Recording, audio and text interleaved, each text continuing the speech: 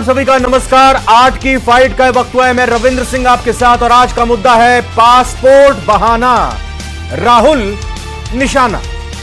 राहुल गांधी के खिलाफ बीजेपी के नेताओं ने मोर्चा खोल दिया है। राहुल गांधी ने हाल ही में अमेरिका का दौरा किया, यहां एक इंटरव्यू दिया उन्होंने, जिसमें उन्होंने कई ऐसी बातें कही जिस पर बीजेपी की तरफ से लगातार आपत्ति जताई जा रही है। अब राहुल गांधी के पासपोर्ट को लेकर बीजेपी सांसद सीपी जोशी ने लोकसभा स्पीकर ओम बिरला को एक लेटर लिखा है। सीपी जोशी ने पत्र में नेता प्रतिपक्ष राहुल गांधी का पासपोर्ट रद्द करने की मांग की। सीपी जोशी ने पत्र में लिखा कि राहुल गांधी विदेशी ताकतों के हाथों में खेल रहे हैं, विदेश में जाकर देश विरोधी बयान देते हैं, ऐसे में उनका पासपोर्ट रद्द किया जाए। आखिर सीपी जोशी के पत्र के और इस पत्र में पासपोर्ट रद्द करने की मांग के क्या मायने, चर्चा आज इसी पर होगी। पहले एक छोटी सी रिपोर्ट देखते हैं।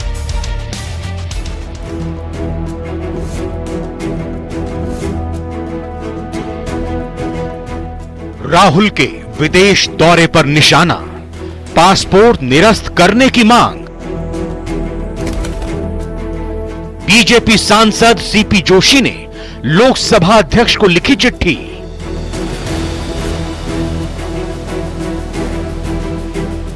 विदेश में राहुल के बयान जिम्मेदार नागरिक के तौर पर सही नहीं।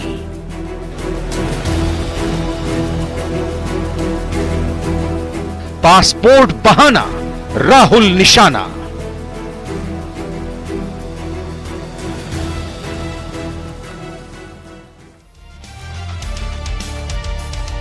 चार मेहमान हैं हमारे साथ है चर्चा में। एक एक करके सभी का स्वागत करते हैं, फिर उनसे सवाल पूछते हैं, जवाब लेते हैं। सुरेश गर्ग बीजेपी से, बहुत बहुत स्वागत सुरेश जी। राजेंद्र आर्य साहब कांग्रेस से, आपका स्वागत है। डॉक्टर मिथिली जैमिनी जी वरिष्ठ पत्रकार, बहुत बहुत स्वागत, धन्यवाद आपका। निरंजन पोद्दार जी राजनीतिक विश्लेषक भी हमारे साथ जुड़ चुके हैं। चूंकि ये अभी एक घंटे पहले खबर आई और कांग्रेस के रिएक्शन का इंतजार, कांग्रेस की प्रतिक्रिया का इंतजार, सबसे पहले सीधा राजेंद्र आर्य आपके पास आता हूं। सीपी जोशी ने अपने संसद सदस्य वाले लेटर हेड पर बाकायदा ये 4 पन्नों का एक लेटर लिखा जिसमें कई बातों का उल्लेख किया गया और पहले पैराग्राफ में उन्होंने लिखा कि राहुल गांधी जैसे किसी व्यक्ति का नेता विपक्ष के पद पर रहना देश की सुरक्षा के लिए खतरा है और उनकी गतिविधियों को देखकर स्पष्ट हो जाता है कि वो देश विरोधी ताकतों के हाथों में खेल रहे हैं। और आखिरी स्टैंजा में, आखिरी 2 पैराग्राफ में वो राहुल गांधी से इस्तीफे की मांग कर रहे हैं और नहीं तो वो गुजारिश कर रहे हैं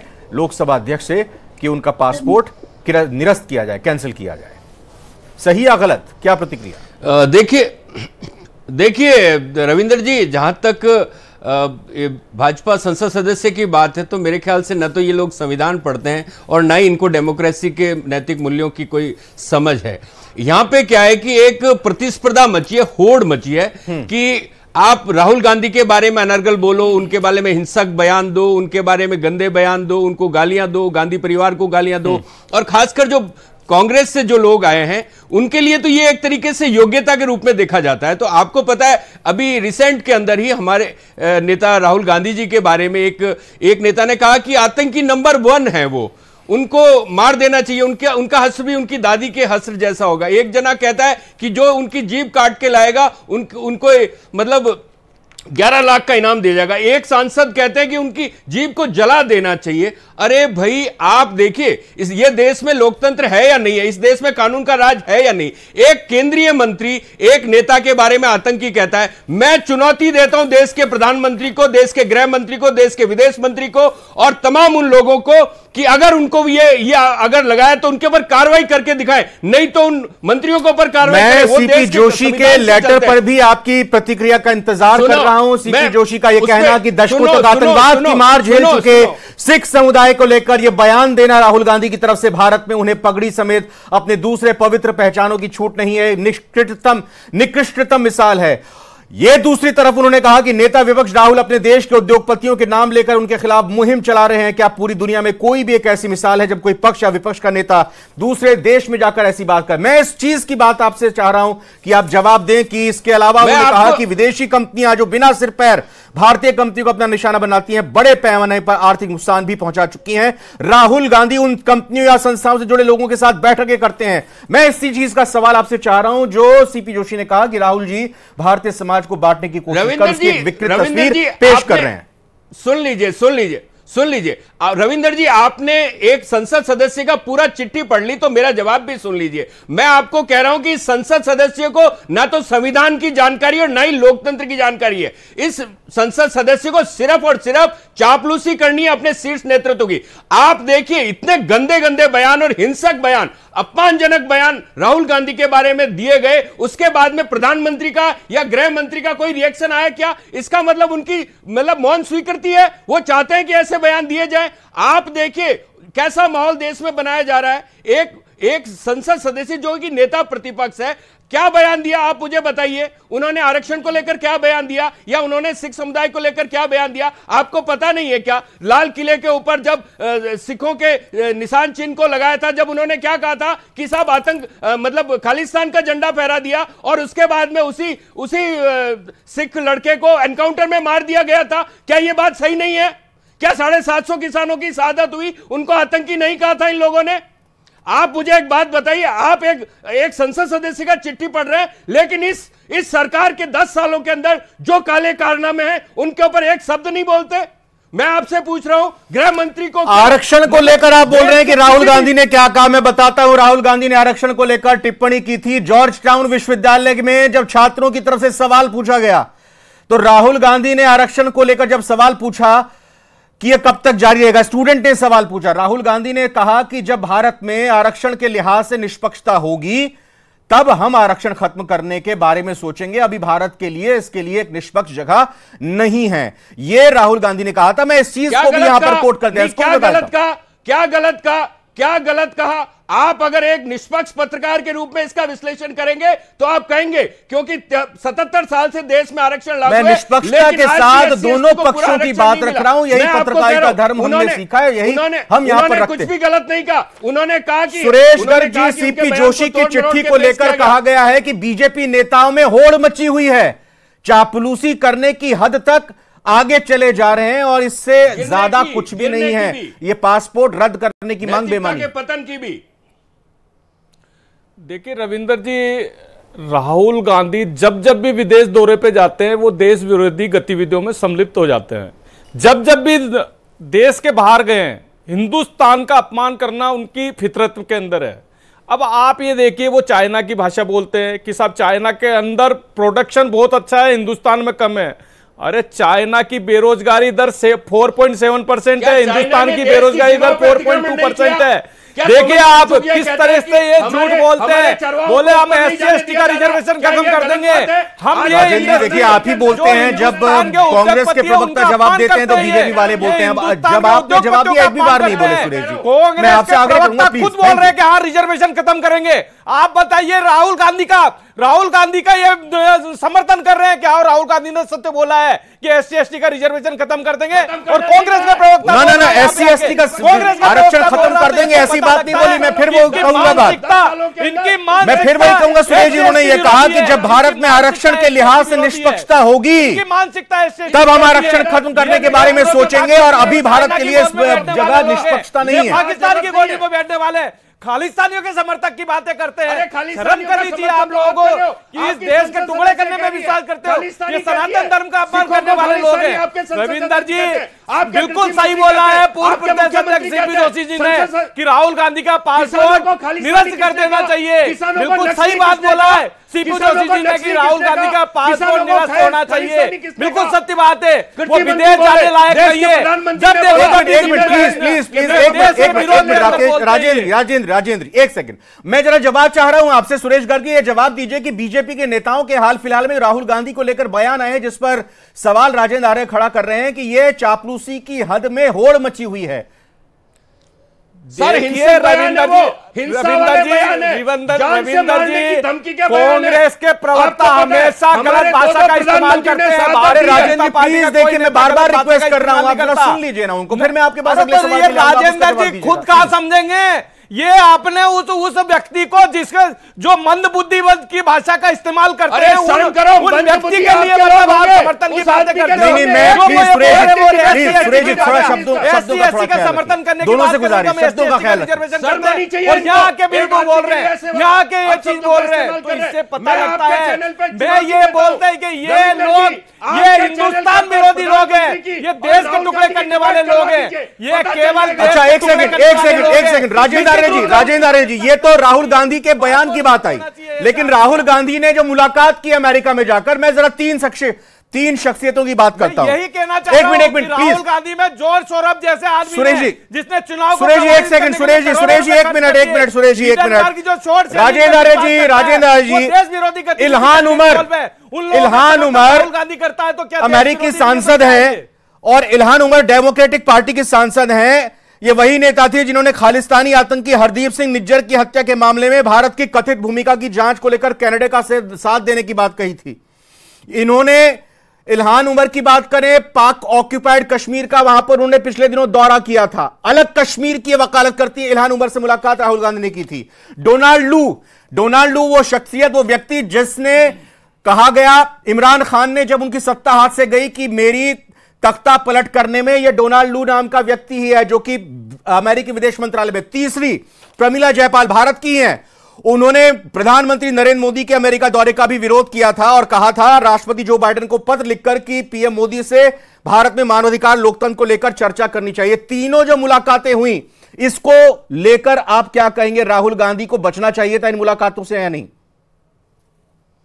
देखिए रविंदर जी, राहुल गांधी राजेंद्र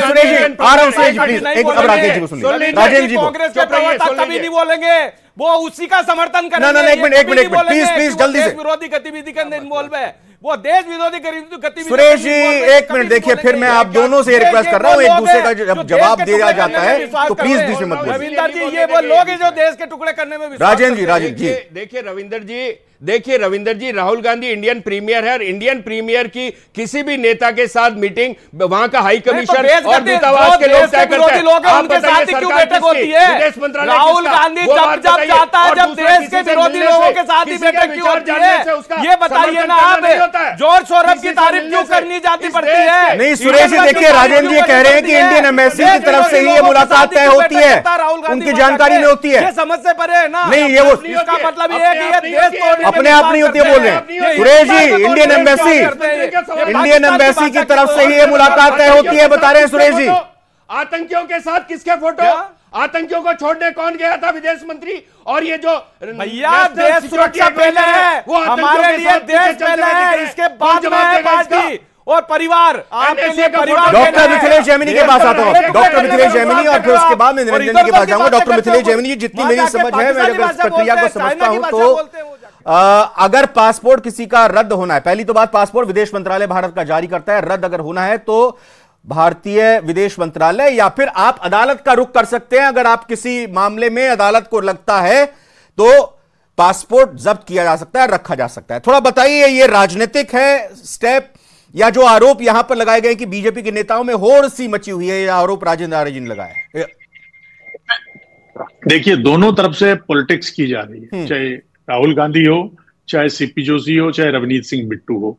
सबसे अहम चीज है कि राहुल गांधी से एक बड़ी चूक हुई है जिससे तमाम हिंदू आहत हैं, क्योंकि उन्होंने सिख समुदाय का उदाहरण दिया। अगर वो सिख समुदाय की जगह क्रिश्चियनिटी का उदाहरण देते थे या माइनॉरिटी का, मुसलमानों का उदाहरण देते तो शायद ठीक रहता। क्योंकि आपको याद होगा हिंदुओं की रक्षा करने के लिए जो सबसे बड़ा बेटा होता था उसको सरदार बनाया जाता था। आज तक किसी भी सनातनी ने, हिंदुस्तानी ने, जो सिखों के 5 कक्के हैं, जो तलवार, जो उनकी कृपाण और जो तीजे हैं 5 हैं, उनके ऊपर केस हैं, उन पर कभी टिप्पणी नहीं की। तो ये टिप्पणी निश्चित रूप से निंदनीय है और इससे तमाम याद है 1971 के युद्ध में आपको याद होगा निर्मल सिंह सेखो, जिसने अमेरिका के 2 जेट फाइटर उड़ा दिए थे और खुद ने अपनी आहुति दे दी थी। तो भारत की रक्षा में इस सिख समुदाय का बहुत योगदान है और बरसों से इस सनातन को और आज जिस धर्म को देख रहे हैं उसकी रक्षा में भी सिख समुदाय का बहुत महत्व। मतलब आप ये कह रहे हैं कि भाव सही था, वो कहना कुछ और चाह रहे, उदाहरण गलत ले लिया? नहीं, उन्होंने उदाहरण ऐसा दे दिया जिससे तमाम हिंदुस्तानी जो हिंदुस्तान से मोहब्बत करते हैं वो आहत हैं, क्योंकि इस धर्म को और इस देश को बचाने में सिख समुदाय का बहुत बड़ा योगदान है। दूसरा इंपॉर्टेंट चीज है कि जब एक पत्रकार ये पूछता है कि हिंदुओं, बांग्लादेशी हिंदुओं पर जो अन्याय हो रहा है, तो वो क्रुद्ध हो जाते हैं, उनके साथ अमानवीय व्यवहार होता है। सबसे इंपॉर्टेंट चीज है कि जब वीरेंद्र चौधरी एंड टाइम पर हरियाणा में कांग्रेस को धक्का देके चले जाते हैं और प्रधानमंत्री नरेंद्र मोदी उनको मंत्री बना देते थे, वापिस ले लेते हैं, और जब इस बार उनको मंत्री नहीं बनाया तो वापस कांग्रेस में ले लेते हैं। तो ये बेअंत सिंह के पोते हैं रवनीत सिंह बिट्टू। जब मोदी युग का अवसान होगा तो क्या गारंटी है कि रवनीत सिंह बिट्टू को राहुल गांधी वापस नहीं लेंगे? तो आप ऐसा बयान क्यों दे रहे हैं? आप देखिए, गंगानगर में हिंदू और सिख कैसे मिलके रहते हैं।